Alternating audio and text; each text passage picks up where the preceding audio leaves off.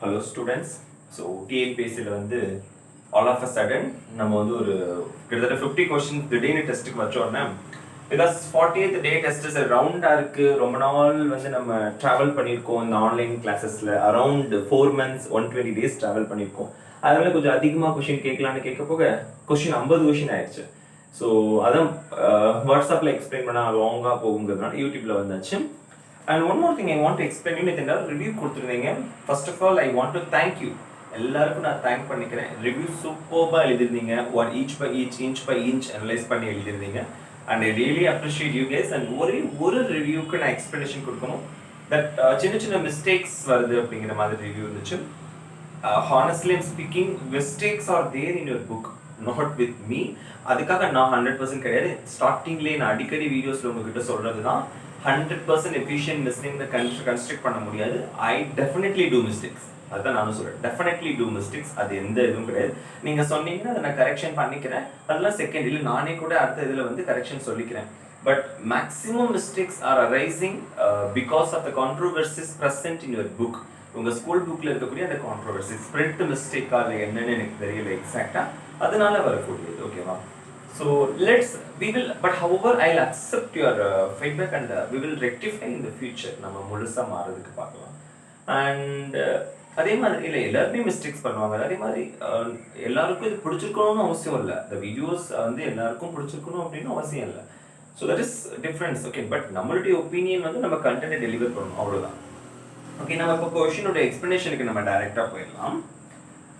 Identify the statement, அதாவது ஆனி பெசன்ட்டோட தொடர்பில்லாத கூற்றுக்களை அடையாளம் காண்க அப்படின்னு சொல்லி கேட்டிருக்காங்க. தொடர்பில்லாத, not related to Annie Besant. How India wrought for freedom, India விடுதலைக்காக எவ்வாறு துயருற்றது, அது அன்னி பெசன்ட் தான் எழுதியிருப்பாங்க. இந்தியா ஒரு தேசம், India a nation, it is also written by Annie Besant. Better bullock carts and freedom than a train dealing with subjection. இந்த statement வந்து அன்னி பெசன்ட் சொன்னது. நிபந்தனைகளோடு கூடிய வசதியான ரயில் பயணத்தை விடவும் சுதந்திரமான மாட்டு வண்டியே சிறந்தது. இந்த மூணுமே சொல்லிட்டாங்க. மேல பாருங்களேன், சுய அரசின் மீதான துண்டு பிரசுரம். எஸ், அப்கோர்ஸ் ஒரு பேம்ப்ளெட் ரிலீஸ் பண்ணுவாங்க செல்ஃப் கவர்மெண்ட் மேல. அதாவது இந்த சுயாட்சி இயக்கம் தொடங்கும் போது பேம்ப்ளெட் ரிலீஸ் பண்ணி எல்லாருக்குமே கொடுக்குறது, துண்டு பிரசுரம் மாதிரி. சுயாட்சினா என்ன அப்படிங்கிறது மக்களுக்கு அவேர்னஸ் பண்ணுது. ஸோ நாலுமே 90% தொடர்புடையது தான். ஸோ அப்படிங்கிறப்போ நன் ஆஃப் தி அபவ், மேற்கண்ட எதுவும் தொடர்பற்றது கிடையாது. So none of the above is the answer.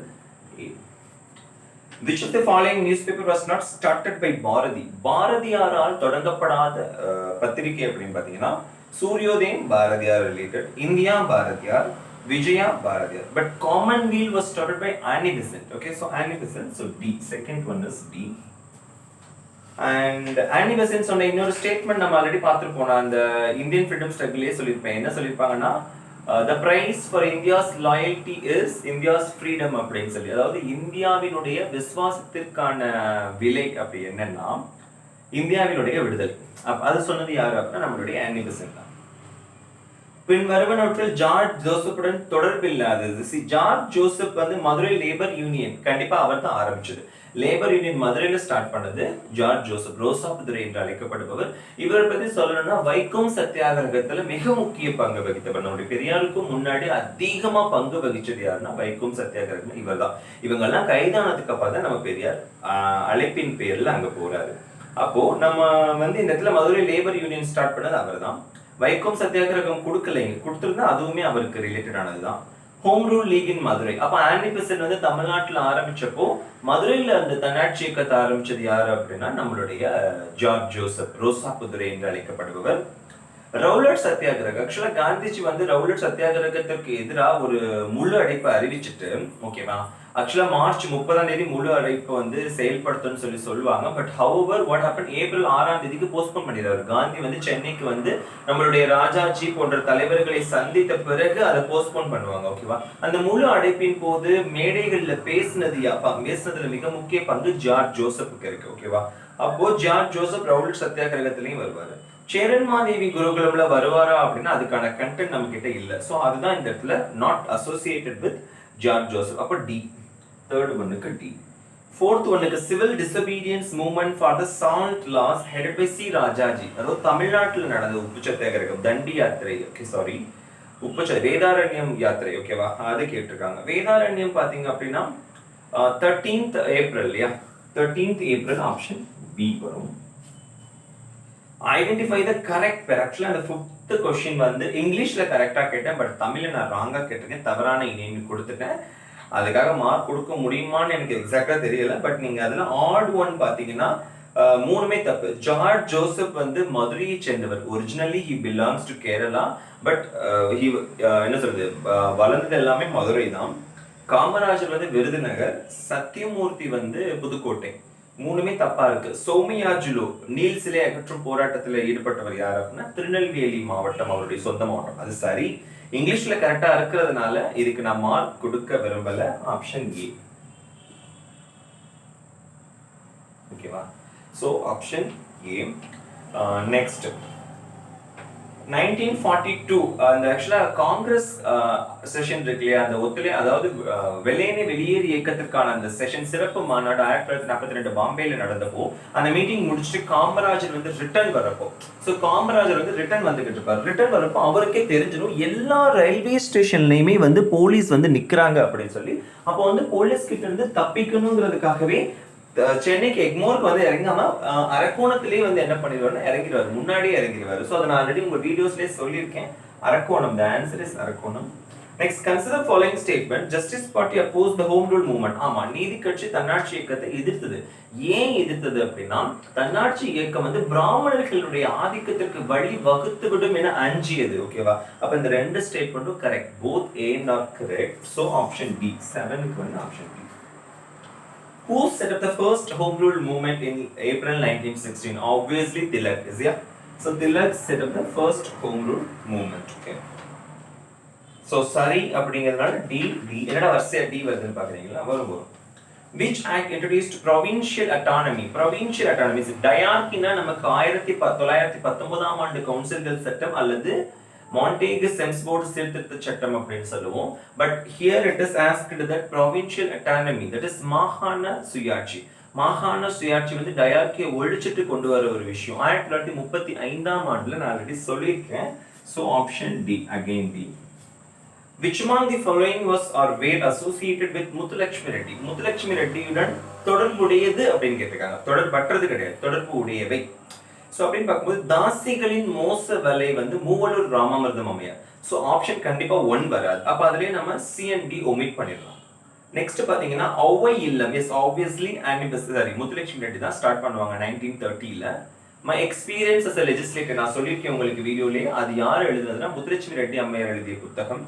அப்போ 2 and 4 வருது. இன்னும் ஒன்னே ஒன்று ஸ்திரீ தர்மா. ஸ்திரீ தர்மா ஆக்சுவலா அது என்னதுன்னா 1917ல மார்கரெட் கஷின்ஸ், அப்புறம் ஆனி பெசன்ட், அதுக்கப்புறம் நம்ம முத்துலட்சுமி ரெட்டி எல்லாரும் சேர்ந்து இந்திய பெண்கள் சங்கம், உமன்ஸ் இந்தியா அசோசியேஷன் ஸ்டார்ட் பண்ணுவாங்க. அதனுடைய பத்திரிகை தான் ஸ்திரீ தர்மம். இதனுடைய ஆசிரியரா கொஞ்ச நாள் முத்துலட்சுமி ரெட்டி அம்மையார் இருப்பாங்க. அப்ப அதுவும் தொடர்புடையதுதான். அப்போ ஆப்ஷன் பி 10வது இருக்கு B. And 11th one, which war of Rani Mangammal ended its initial stages? War with Chikkadevarayan. ஏன்னா காவிரியில குறுக்கணை கட்டுவாங்க. அந்த காவிரியில வந்து வெள்ளம் பெருக்கெடுத்து வரும்போது அணை உடைஞ்சிரும். அதனால வார் தொடக்க நிலையிலேயே முடிஞ்சிரும் நான் ஆல்ரெடி சொல்லியிருக்கேன்.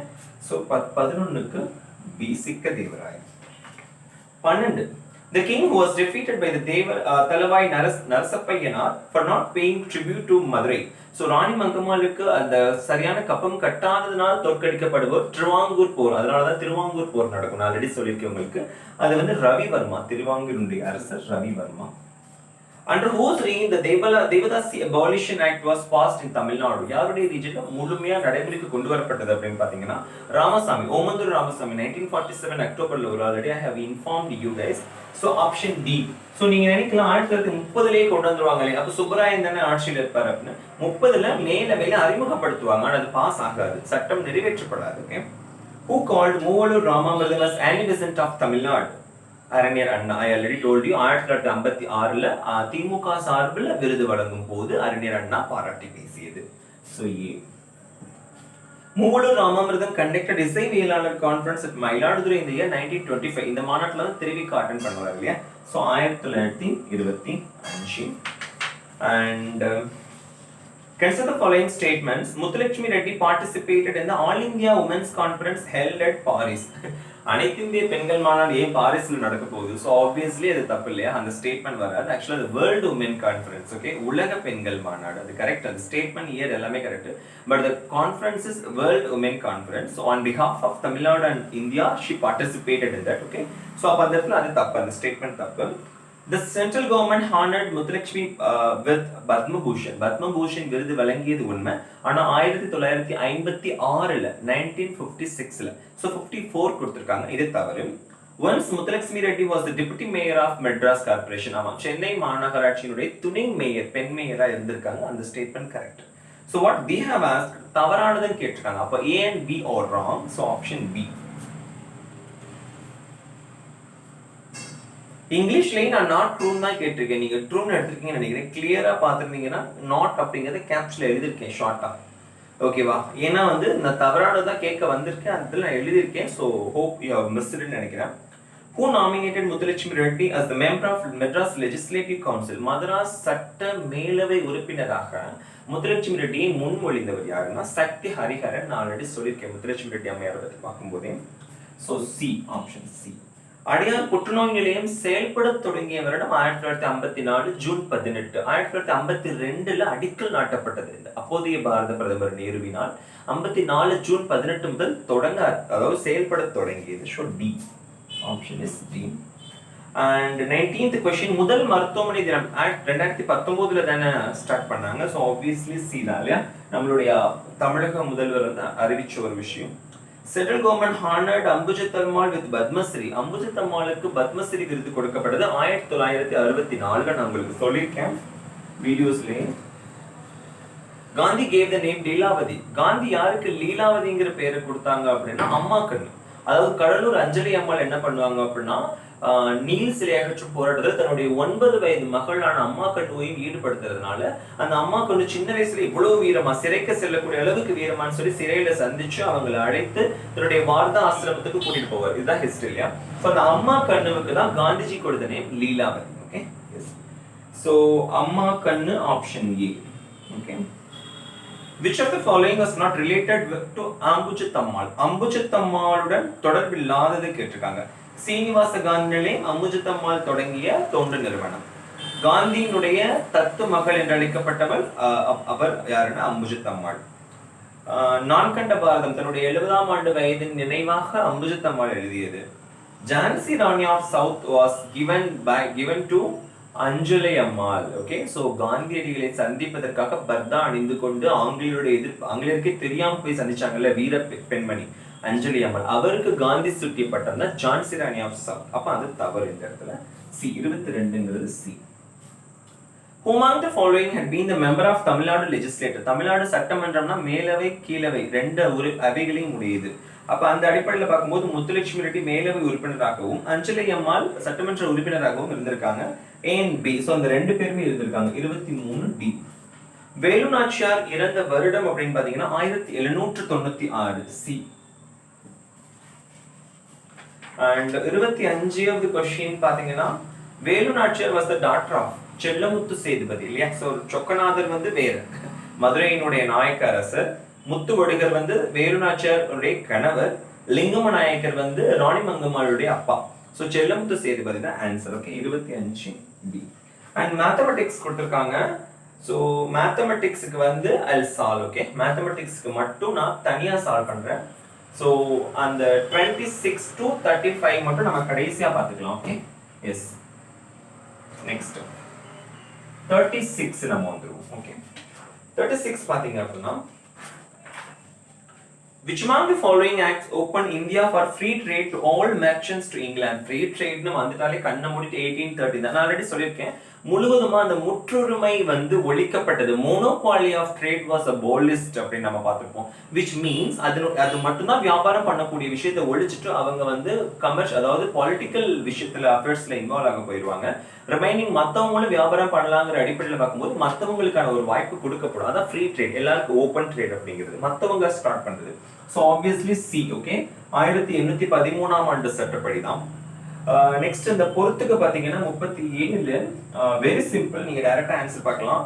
ஆப்ஷன் இ எஸ்சிஆர் ஃபார்முலா 1944 இல்லையா, ஸோ ஆப்ஷன் சி தான் ஆன்சர் இல்லையா. Wavell plan 1945, cabinet mission 1946 and Mountbatten plan is 1947. So option C. 37 வந்து option C. And 38 பாத்தீங்கன்னா which of the following act introduced the diarchy in the provinces? So diarchy இரட்டை ஆட்சி முறையை அறிமுகப்படுத்தியது பாத்தீங்க அப்படின்னா 1919ஆம் ஆண்டு கவுன்சில்கள் சட்டம், ஓகேவா, இல்லாட்டி அரசு சட்டம், இந்திய அரசு சட்டம், whatever it is. So the option is B. Diarchy was introduced by 1990. And மிதவாதிகளுக்கும் தீவிரவாதிகளுக்கும் இடையே கருத்து வேறுபாடு வளர காரணமாக இருந்த வைஸ்ராய் கர்ஷன் பிரபு 1905ஆம் ஆண்டு வங்க பிரிவினை தான் மிக முக்கிய காரணமா அமைஞ்சது. அவர் போட்ட ஆட்டம் இருக்கே, அதுதான் வந்து இம்பார்ட்டன்ட் ரீசன் ரெண்டு பேருக்கும். So option B. 40வது கேள்வி, who is called the prophet from the south? தெற்கு, அதாவது தெற்கிலிருந்து வந்த தீர்க்கதரிசி யாருன்னா பெரியார், அவருக்கு தான் அந்த பேர் கொடுத்துருக்காங்க. நீங்க தீர்க்கதரிசி அப்படின்னா ஆல்ரெடி சொல்லியிருக்கேன், பெரியார் சொல்லும்போது தீர்க்கதரிசி அப்படிங்கிற ஒரு பட்ட பேர் இருக்கு. அண்ட் தென்னிந்தியாவினுடைய, அதாவது கிழக்கு ஆசியாவின் சாக்ரட்டிஸ் அப்படின்லாம் சொல்லியிருக்காங்கன்னு. அண்ட் வழக்கம் போல நம்மளுடைய திருக்குறளுக்கு வர்றோம். இப்போ நம்ம எனக்கு ஒன்றும் புரியல, ஏன் திருக்குறள் எல்லாம் உங்களுக்கு டஃப்பா இருக்கு, எல்லாருமே டஃப்னு ஃபீல் பண்றீங்கன்னு எனக்கு தெரியல. சரி, I will explain you how to handle it, ஓகேவா, எப்படி ஹேண்டில் பண்றது அப்படிங்கிறத நம்ம பார்ப்போம். 48, 49, 50. Okay, how to handle it? இயற்றலும் ஈட்டலும் காத்தலும் காத்த வகுத்தலும் வல்லதரசு. I already explained the meaning. இயற்றலும் ஈட்டலும் அப்படின்னா என்னது? இயற்றல்னா முதல்ல வந்து எப்படியெல்லாம் பொருள் சேர்க்கலாங்கிற வழிவகைகளை ஆராய்தல் நான் எக்ஸ்பிளைன் பண்ணியிருக்கேன். அண்ட் ஈட்டல்னா அப்படி ஆராய்ந்த வழியில பொருளை ஈட்டல், அந்த ஈட்டிய பொருளை காத்தல், காத்த பொருளை சமமாக பிரித்து கொடுத்தல், வகுத்தல், எல்லாருக்கும் எல்லா திட்டங்களுக்கும் ஒதுக்குறது. அப்படிங்கிறப்போ இயற்றலாம் வழிவகைகளை ஆராய்தல் அப்படின்னு அர்த்தம். ஸோ அப்படிங்கிறப்போ ஆப்ஷன் ஏ. இதில் என்ன கஷ்டம்? ரொம்ப ஈஸி. ஆக்சுவலாக டிஎன்பிஎஸ்சி அஸ்பெக்ட்ல தான் கொஷின்ஸ் நாங்கள் கேட்டுட்ருக்கோம், ரொம்ப அட்வான்ஸ்டாகவே நாங்கள் கேட்டுட்ருக்கோம் இல்லையா. ஸோ அப்படிங்கிறப்போ இது கஷ்டம் ஒன்றுமே இல்லை. யூ ஷுட் கொஞ்சம் அந்த இடத்துல வந்து ஸ்மார்ட்டாக திங்க் பண்ணணும். நான் இவ்வளோ டீட்டெயிலாக திருக்குறள் எக்ஸ்பிளைன் பண்ணி நீங்கள் இப்படி சொல்கிறது வந்து நீங்கள் திருக்குறள் மீது அதிகமான ஆர்வத்தை காட்டலைங்கிறது தான் காட்டுது. எப்படி பாக்குறீங்கன்னா 10 குறள் இது இப்ப வேற உட்காந்து எரிச்சலா எழுதணுமா? சி, இன்னும் சொல்லப்போனா லவ் த சப்ஜெக்ட், திருக்குறள் வந்து நேசிங்க, ஆட்டோமேட்டிக்கா ஆன்சர் வரும். 41 வந்து ஏ. ஓகே, சோ ஏ. X42 பல்வேறு குறட்பாக்களில் பொது நிதி மற்றும் வருவாய் மற்றும் செலவினம் பற்றி கூறும் வள்ளுவர். பொது நிதி, பொது செலவு, பொது வருவாய் எல்லாமே சொல்ற வள்ளுவர் எந்த கூற்றினை வலியுறுத்தவில்லை? ஃபார் எக்ஸாம்பிள் பாத்தீங்கன்னா உபரி நிதிநிலை, இன்கம் கம்மியா இருக்கணும், ஓகேவா, இன்கம் கம்மியா இருக்கணும், அதாவது சரி இன்கம்ங்கிறேன், செலவு கம்மியா இருக்குன்னு சொல்லி வள்ளுவர் சொல்லுவாரு. வரவு அதிகமா இருக்கணும், அதான் உபரி நிதிநிலை. நமக்கு அப்போ நம்மளால சேவிங்ஸ் பண்ண முடியும், எக்ஸ்ட்ராவா இருக்கு, சர்ப்ளஸ் குவான்டிட்டின்னு சொல்லுவாங்கல்ல. அண்ட் சம நிதிநிலைன்னா ஆகார அளவிட்டுதாயினும் போகார் அகலா கடை, வருவாய் கம்மியா இருந்தாலும் அதை விட அதிகமா செலவு பண்ணிடாத, which means indirectly he comes to say equal. ஓகேவா, அதாவது சமநிலையை பத்தி சொல்ல வராரு. வருவாய் செலவும் கரெக்டா இருந்துட்டா போதும், ஆனா பற்றாக்குறை மட்டும் இருந்துடக்கூடாது. வருவாய் குறைவாகவும் செலவு அதிகமா வந்துச்சுன்னா கடன் வாங்கி நாசமா தான் போவேன், அதான் வள்ளுவருடைய கருத்து. ஓகேவா, அப்ப பற்றாக்குறை நிதிநிலை பற்றி மட்டும் அவர் சொல்லல. Option C. இது கொஞ்சம் சமயோஜிதமா யோசிக்க வேண்டியது. ஓகேவா, ரொம்ப ஸ்டாண்டர்டா இந்த கொஸ்டினை நம்ம கேட்டிருக்கோம். நாடென்ப நாடா வளர்த்தன. சரி, நாடென்ப அடுத்த நாடாவை பார்த்தோன்னே நீங்க நாடு நாடு நாடா இதெல்லாம் ஒரு நாடா அப்படின்னு கேட்கிற மாதிரி நினைச்சிருவீங்க. அப்படி கிடையாது. நாடு என்பது நாடா வளர்த்தன. நாடானா ஒருவரை நாடாது, அவரை சென்று நாடாது. நான் உங்ககிட்ட வந்து கேட்க கூடாதான். ஒரு நாடு என்பது பிற நாட்டிடம் சென்று கேட்டு பெறக்கூடிய அளவுக்கு வளம் குறைவாக இருக்குன்னா அந்த நாடு நாடே கிடையாது. அப்ப என்ன சொல்ல வர்றாருன்னா எல்லாமே தான் நாட்டுல உற்பத்தி பண்ணணும்னு சொல்றாரு. தற்சார்பு அல்லது தன்னிறைவு பொருளாதாரம் இதுக்கு பேரு.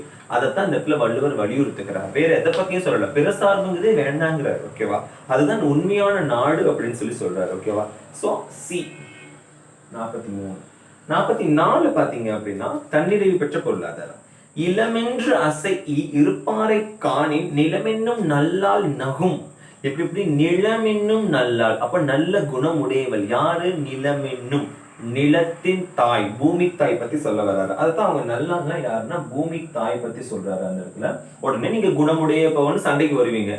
நல்லால்னா நல்ல குணமுடைய பூமி தாய். அப்ப பூமி தாய் தான் ஆன்சர் போடணும். நல்ல குணமுடைய பெண்ணுன்னு குறிச்சா பெண்ணு பத்தி சொல்றாரு, நல்ல குணமுடைய பூமி தாயை பத்தி தான் சொல்றாரு அவரு. பிரிச்சு பிரிச்சு பார்க்காதீங்க திருக்குறள் மீனிங், ஓகேவா? எஸ். அண்ட் இதுக்கு பொருள் என்னன்னா, இளமென்று அசையி இருப்பாரை காணேன். உங்களுக்கு கஷ்டமாவே இருந்தாலும், கையில பணமே இல்லாட்டியும் சும்மா வந்து சொல்லிட்டே இருக்க கூடாது. கையில ₹1 இல்ல, ரொம்ப கஷ்டமா இருக்கு, ரொம்ப வறுமையா இருக்குன்னு சொன்னா பூமி தாய் வந்து சிரிக்குமா உங்களை பார்த்து. அட பாவி, எவ்வளவு பெரிய வாழ்க்கை இறைவன் கொடுத்திருக்கிறாரு, எவ்வளவு பெரிய உழைக்கக்கூடிய வசதியை இறைவன் கொடுத்திருக்காரு, அதெல்லாம் அப்படி இல்ல இல்லைன்னு வாயார சொல்லிக்கிட்டே இருக்கியே ஏன் அப்படின்னு சொல்லி பூமி தாய் தன்னுடைய மனசுக்குள்ள சிரிச்சுக்குமா, வைத்தியம் போல. எல்லாம் எவ்வளவு பெரிய பொருள், என்ன எது உண்மையான பொருள்னு அவனுக்கு தெரியாம வெறும் பணம் தான் உண்மையான விஷயம் நினைச்சு இல்லைன்னு சொல்லி ஃபீல் பண்ணிக்கிட்டு இருக்கான் அப்படின்னு பூமி தாய் சிரிப்பாங்களாம். அப்போ உண்மையான பொருள் வந்து பணம் கிடையாதுன்னு சொல்ல வர்றாரு டைரக்டா. அருள் என்னும் அன்பு ஈன் குளவி, இந்த இடத்துல கண்டிப்பா கன்ஃபியூஸ் ஆயிருப்பீங்க. அருள் என்னும் பொருள் என்னும், ஆப்வியஸா சில பேர் டைரக்டா எழுதிருப்பீங்க, கன்ஃபியூஸ் ஆகுறதுக்கு வாய்ப்பு இல்லாம எழுதிருப்பீங்க, ஓகேவா? சி, ஓகேவா? அண்ட் நெக்ஸ்ட் 46, எப்பொருள் யார் யார்வாய் கேட்பினும் அப்பொருள் மெய்ப்பொருள் காண்பது அறிவு. உடனே வருவீங்க, ரெண்டு கரெக்டா வருது, இதுல வந்து பொருந்தாதுன்னு வேற கேட்டிருக்கீங்களே அப்படின்னு. இன்னொரு குறள் இருக்கு இதுலயே, எப்பொருள் எத்தன்மை தாயினும் அப்பொருள் மெய்ப்பொருள் காண்பது அறிவு. அப்ப அதுல தாயினும் அப்படிங்கிறது ஒண்ணு சூட் ஆகுது, அந்த 2 லைன்ல எங்கேயாவது ஒரு இடத்துல வரும்ல, அப்ப அதுவும் இந்த இடத்துல மேட்ச் ஆகும் தான். அப்ப இந்த இடத்துல பாத்தீங்கன்னா மேற்கண்ட அனைத்தும் பொருத்தமாக இருக்கும் தான் வரும். 46D. குறளை வந்து படிக்கணும், குறளை படிக்கலன்னா கஷ்டம். உழுதுண்டு வாழ்வாரை வாழ்வார் மற்றெல்லாம் தொழுதுண்டு பின் செல்வர். நீங்க சண்டைக்கு வருவீங்கன்னு தெரிஞ்சுனா நான் வந்து கொஸ்டினை எப்படி கேட்டிருக்கேன்னா, என்ற குறட்பா வழியாக நேரடியாகவும் மறைமுகமாகவும் வள்ளுவர் கூற விளையும் கருத்து அப்படின்னா, உழுதுண்டு வாழ்வாரே வாழ்வார். அப்போ உழவரினுடைய சிறப்பு, உழவு தொழிலினுடைய சிறப்பு. அப்ப அவர் தான் தலையாய மனிதன் அப்படின்னு சொல்ல வர்றது. உழவு தொழில் தான் சிறந்த தொழில்னு சொல்ல வர்றது. மற்ற எல்லா தொழிலும் விவசாயத்தை தான் சார்ந்திருக்குன்னு சொல்ல வருது. அப்ப கிட்டத்தட்ட எல்லாமே இதுதான். உலக நாடுகளின் அச்சாணி என்னது? வேளாண்மை. எல்லாமே வரும். அப்ப மேற்கண்ட அனைத்தும். Okay. D. 48. How many seats were owned by Indian National Congress in the elections held to constituent assembly during July-August 1946? So 1946 July-August monthல elections நடக்கும் அரசியலமைப்பு நிர்ணய சபைக்கு. அதுல மொத்தமா 389 தொகுதிகள்ல 208 தொகுதிகள் காங்கிரஸ் வின் பண்ணும் இல்லையா? சோ அந்த காங்கிரஸ்கானது 208, 73 தொகுதி முஸ்லிம்ஸ் லீக் வின் பண்ணும். மவுண்ட் பேட்டன் திட்டம் வெளியிடப்பட்ட நாள். So second announcement from Clement Attlee, the Prime Minister of England, was released on 3 June 1947 இல்லையா? On the very same day, Mountbatten also introduced, that is announced, his partisan plan. Okay, that is separation of India into 2 dominions. இல்ல ரெண்டு நாடுகளா பிரிக்கிறது. 3/6/1947. So 49 வந்து C.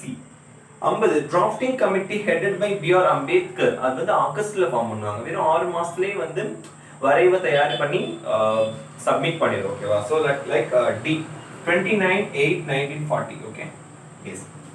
So now we can move on to the problems. ஓகேவா? So நம்ம ஒரு 10 problem மட்டும் கேட்டிருக்கோம். I'll explain you, so those who know it பரவாயில்ல ஆன்சர் மட்டும் வெரிஃபை பண்ணிக்கங்க. பட் தெரியாதவங்களுக்கு I have to explain. yeah. So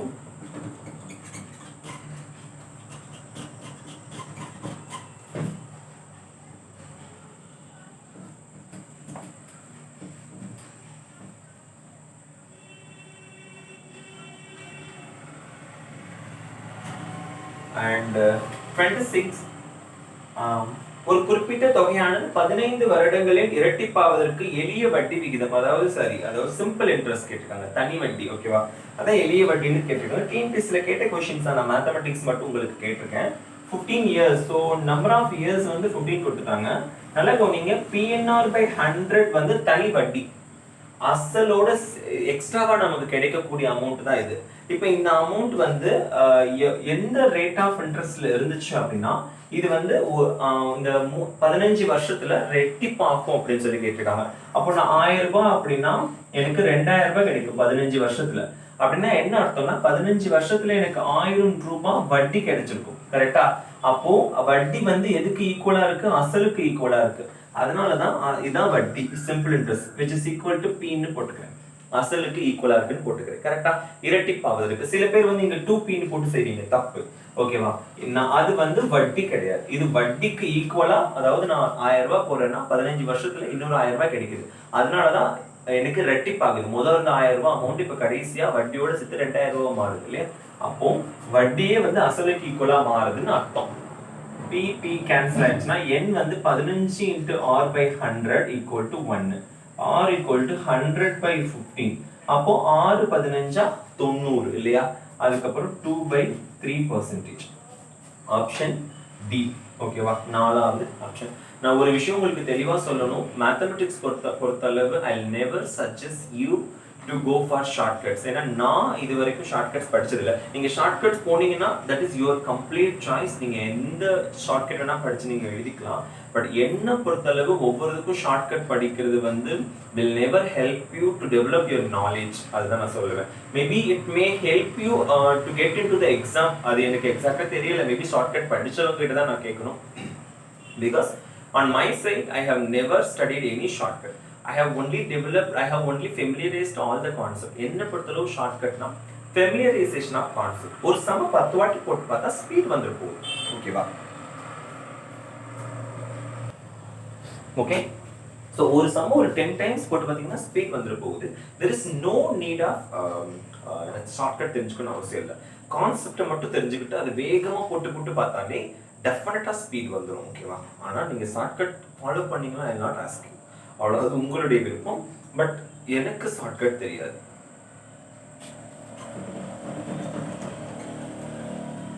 ஆனால் நான் வேகமாக போட்டுருவேன். பட் எனக்கு ஷார்ட்கட் தெரியாது. ஒன்லி ரீசன் என்ன அப்படின்னா ஃபெமிலியரைசேஷன் ஆஃப் கான்செப்ட். அவ்வளோதான், வேற ஒன்றும் இல்லை. 27. Find the principal that will yield a simple interest of rupees 300 in 3 years. So principal கேட்டிருக்காங்க 3 yearsல rate of interest பாத்தீங்கன்னா 2% rate of interest, simple interest தான். அப்போ divided by 100 which is equal to interest எவ்வளவு கொடுத்திருக்காங்கன்னா 300 எனக்கு கிடைக்கலாம். ஓகேவா?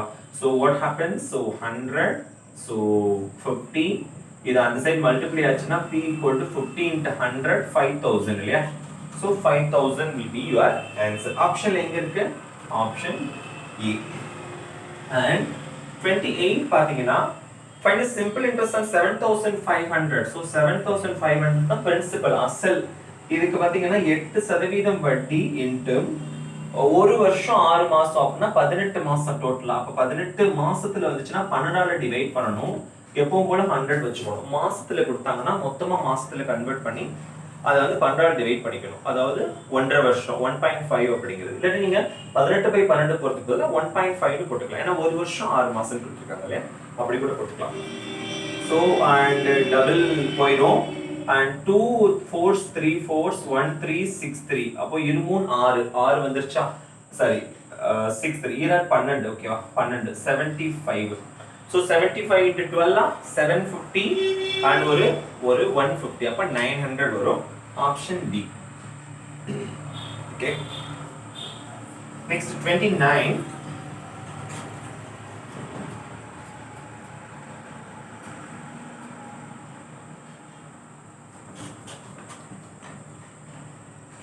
பாத்தீங்கன்னா at what rate of interest a sum of money doubles itself in 10 yearsல வந்து எவ்வளவு percentage பண்றது? நம்ம பார்த்த மாடல் தான். what rate of interest தான் கேட்டிருக்காங்க. அப்போ principal 10 years or divided by 100 doubles னு கேட்டிருக்காங்க. அப்போ p தான் வரும். okay, so like pp cancel ஆயிரும். r equal to 1/10 10%. ரொம்ப simple, which is there in the option A. and 30th sum is your simplification. இது நீங்க சிம்பிளிஃபை பண்ணி பாத்தீங்கன்னா எல்லாரும் 78/5 அப்படினா ஆன்சர் வருதுன்னு சொல்லிருக்கீங்க. ஆஃப் கோர்ஸ் இதுதான் கரெக்ட். பட் ஹவெவர் இதுக்கு நான் கிரேஸ் மார்க் கொடுக்க போறது கிடையாது. யாரெல்லாம் ஆப்ஷன் B 78ங்கறத சூஸ் பண்ணிருக்கீங்களோ அவங்களுக்கு தான் மார்க்.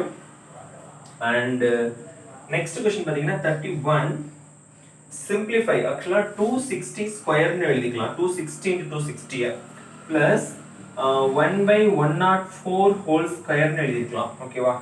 மைனஸ் இந்த இடத்துல பாத்தீங்கன்னா 260 மைனஸ் 1/104 ஹோல் ஸ்கொயர் இருக்கு இல்லையா? இதை விரிச்சு எழுதுங்க. 260 ஹோல் ஸ்கொயர் பிளஸ் அதாவது a minus b ஹோல் ஸ்கொயர்னா என்னது?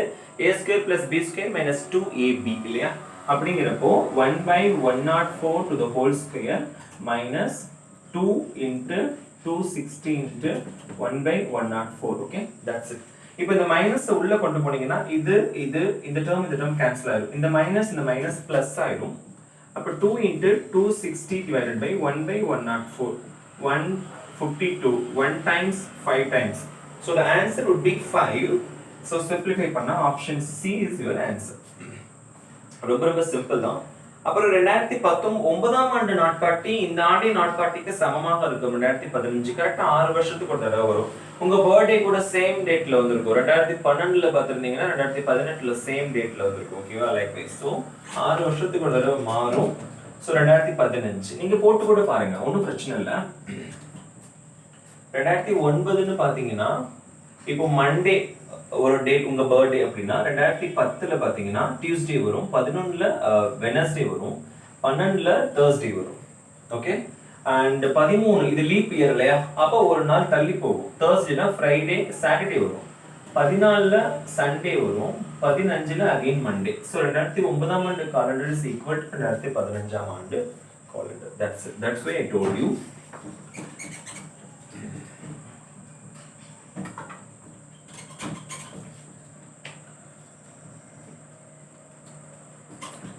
அண்ட் ஸோ 2015ங்கிறப்போ 32க்கு வந்து ஆப்ஷன் பி, 33க்கு வந்து ருபீட் 800 amounts to 920 அப்படின்னா 800 அசல் டோட்டலா கிடைக்கிறது 920. அப்போ வட்டி வந்து 120. வித்தியாசம் தான் வட்டி இல்லையா? சிம்பிள் இன்ட்ரெஸ்ட் தான். 3 வருஷம் அப்படின்னு சொல்லியிருக்காங்க. அப்போ 800 into 3 வருஷம் ரேட் ஆஃப் இன்ட்ரெஸ்ட் தெரியாது. 100 equal to 120 வட்டி கிடைக்குது. 8 times 48 நீங்க சிம்பிளா போடுங்க. இருனா okay 30 1 15. so wait 10. okay, so our rate of interest வந்து 5% கிடைக்குது. 15 okay 5%. இப்போ என்ன கேக்குறாங்க 3% இன்கிரீஸ் பண்றீங்க ரேட் ஆஃப் பர்சன்ட். அப்ப ரேட் ஆஃப் பர்சன்ட் 8% ஆகுது. ஓகேவா? அப்போ 800க்கு 8% ரேட் ஆஃப் இன்ட்ரெஸ்ட்ல 3 வருஷத்துக்கு நீங்க கால்குலேட் பண்ணீங்கன்னா 864 into 3 ஓகே 12 6 18 192. so 192 ஆட் பண்ணீங்கன்னா 800 ஓட டோட்டல் அமௌண்ட் 992 கிடைக்கும். the option is D. 33க்கு D. 34 நான் சொல்றேன், 35 எழுதிக்கீங்க. a square plus b square டைரக்டாவே நீங்க ஆன்சர் எழுதிக்கலாம். ஓகேவா? இல்ல இது கொஞ்சம் சிம்பிளிஃபை பண்ணி சொல்லுங்க அப்படினா நீங்க மல்டிப்ளை பண்ணி எழுதுனா கூட வேகமா போட்டுருவீங்கன்னா சந்தோஷம். இல்ல அப்படினா you can follow this. 217ங்கிறது 200 plus 17 whole square னு 1 அதாவது 200 minus 17 whole square னு எழுதிக்கலாம்.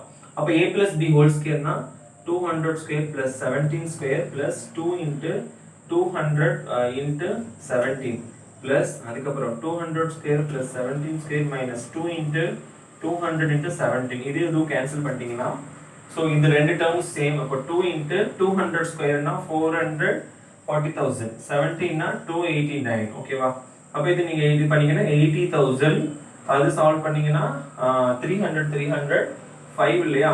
அப்போ 5 80 னா 160 கரெக்ட்டா? அப்போ 78 85 78. so 35th क्वेश्चनக்கு ஆன்சர் வந்து பாத்தீங்க அப்படினா 35வது இதுக்கு B 35.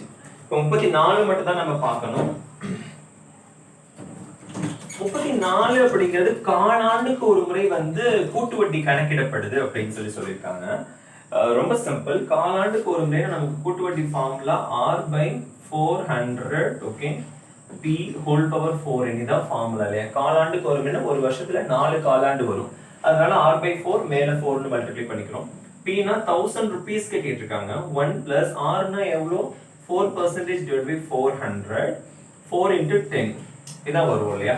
so if you simplify this 1000 into 1 plus 1 by 100 power 40. இதுக்கு எப்படி சார் 40 times நான் போடணுமா? there is nothing called 40. you know that binomial expansion 1 plus x whole power n you know very well. so if you expand 1 plus nx by 1 factorial 1 plus nx is n into n minus 1 x square divided by 2 factorial plus n into n minus 1 into n minus 2 x cube by 3 factorial அப்படியே dot dot dot dot போயிடும். நீங்க 3 x terms கண்டுபிடிச்சாதான் கொஞ்சமாவது ஈஸியா இருக்கும். அதாவது accurate value கிடைக்கும். ஒரு டேர்மோட நிப்பாட்டினீங்கன்னா accurate value கிடைக்காது. அப்போ நான் அதனால தான் 3 டேர்ம் எடுத்திருக்கேன். ஆனா எக்ஸ்ட்ரா போயிட்டே இருக்கும். ஓகேவா? 3 டேர்ம்ல பாத்தீங்கன்னா ஓரளவுக்கு அக்யூரேட் வேல்யூ கிடைச்சிரும். 1 பிளஸ் என்னங்கிறது இங்க எவ்வளோ 40. ஸோ 40 இன்ட்டு எக்ஸுங்கிறது இந்த டேர்ம் இதானே, இதான் எக்ஸுங்கிற டேர்ம் 1 பிளஸ் எக்ஸோட கம்பேர் பண்ணீங்கன்னா அப்போ 0.01 0.01 1 ஃபேக்டோரியலோட வேல்யூ 1 தான் plus n into n plus 1 அப்போ 40 இன்ட்டு 39 0.1 வந்து ஸ்கொயர் பண்ணணும். இப்போ 0.01 ஸ்கொயர் பண்ணணும், ஏன்னா x ஸ்கொயர் சொல்லியிருக்காங்க. 0.01 நான் எப்படி எழுதுறேன்னு பாருங்க. 0.01 நான் வந்து 10 to the power minus 2 ன்னு எழுதலாம். அப்போ இங்க நான் ஸ்கொயர் பண்ணேன்னா 10 to the power minus 4 ன்னு வரும். அப்போ 10 to the power minus 4 2 ஃபேக்டோரியலுக்கு 2 ன்னு எழுதுறேன். ஓகே, 2 ஃபேக்டோரியலுக்கு 2 ன்னு எழுதுறேன். ஓகேவா? ரொம்ப சிம்பிள். மூணாவது டேர்ம் பாத்தீங்கன்னா 40 into 39 into 38 divided by 3 ஃபேக்டோரியல்னா 3 into 2 into 1 அப்ப 6 இல்லையா? 6 into x cube. x cube னா ஸ்கொயர்னா 10 to the power 4, cube னா 10 to the power minus 6, 10 to the power minus 6. Okay, 1 plus ரொம்ப simple 40 into 0.01 0.4. Okay, plus okay 40 into 39 1 2 கரெக்ட்டா? அப்ப 2 into 39 sorry 20 வரும். 20 into 39 780 780 780 into 10 to the power minus 4 போட்டீங்கன்னா 0.0789. Okay, plus இந்த term பாத்தீங்கன்னா 32 22 1 3 3 13 கரெக்ட்டா? அப்ப 38 13 38 13 போட்டீங்கன்னா 3 24 2 3 9 11 8 3 ஓகேவா? 4 9 4. சோ 494 ரெண்டால மல்டிப்ளை பண்ணீங்கன்னா 8 18க்கு மீதி 1 8 9. So 9880 into 10 to the power minus 6 solve பண்ணியாச்சு. according to the formula whole to the power 1000 இருக்குன்னு உங்களுக்கு தெரியும், which is okay. இப்போ 1000 into 1 plus 0.4 plus 0.0789 plus 0.00988 solve பண்ணுங்க.